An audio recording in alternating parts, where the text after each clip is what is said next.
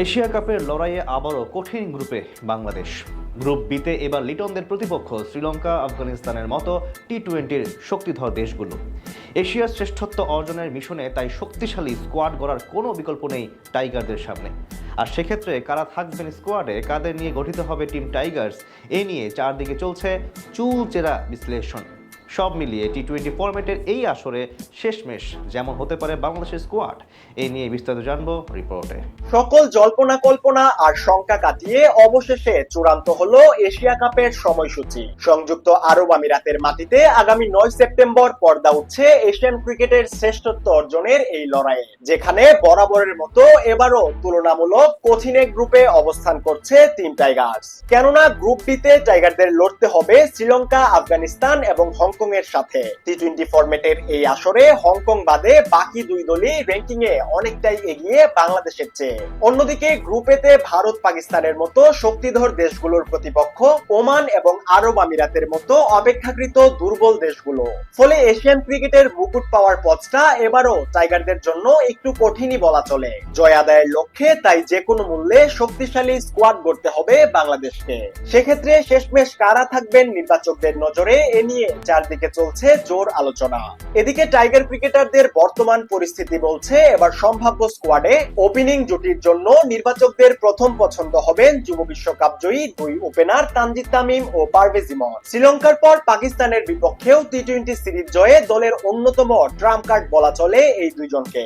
তাছাড়া টাইগারদের সাম্প্রতিক সিরিজগুলোতে নিজেদের ব্যাটিং সক্ষমতা প্রমাণ করার সর্বোচ্চ প্রচেষ্টাই ছিল দুজনের ব্যাটে।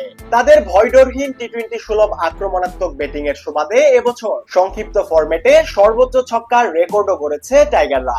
তাই আসন্ন এশিয়া কাপের ওপেনিং এ এই দুই ওপেনারের উপরই আরো একবার আস্থা রাখতে পারে নির্বাচকেরা। পাশাপাশি ব্যাকআপ ওপেনার হিসেবে স্কোয়াডে থাকতে পারে সৌম্য সরকারের মতো তারকার নাম। এছাড়া ওয়ান ডাউনের জন্য স্কোয়াডে থাকবেন লিটন কুমার দাস। বাজে ফর্মের গন্ডি থেকে সম্প্রতি বের হয়ে এসেছেন টাইগার কাপ্তান। টানা 2 সিরিজে দলকে জেতাতে উইকেটের পিছনের সাফল্যের পাশাপাশি ব্যাট হাতেও অনেকটাই ঘুরে দাঁড়িয়েছেন তিনি।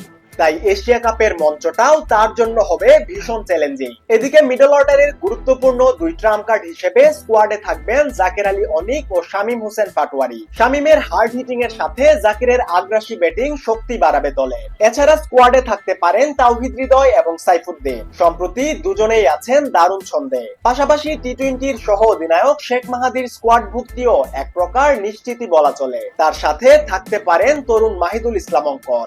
এর বাইরে স্পিনের পাশাপাশি রানের গতি সচল রাখতে স্কোয়াডে থাকতে পারেন অলরাউন্ডার মিরাজ এবং লেগ স্পিনার রিশাদ হোসেন। অন্যদিকে এবার পেস বিভাগের নেতৃত্ব দিতে নির্বাচকদের মূল ভরসা হবেন দেশসেরা পেসার তাসকিন আহমেদ। পেস বিভাগের সামর্থ্য বাড়াতে দলে থাকবেন কাটার মাস্টার মুস্তাফিজুর রহমান। এছাড়া লঙ্কানদের পর পাকিস্তানিদের বিপক্ষে দুর্দান্ত ছন্দে থাকা তানজিম সাকিবও নিশ্চিতভাবেই থাকবেন দলের পছন্দ তালিকায়। 4 নম্বর পেসার হিসেবে স্কোয়াডে থাকতে পারেন যুব বিশ্বকাপ জয়ী পেসার শরীফুল ইসলাম। আগামী 11 সেপ্টেম্বর হংকং এর বিশ্বকাপের আসর শুরু করবে বাংলাদেশ।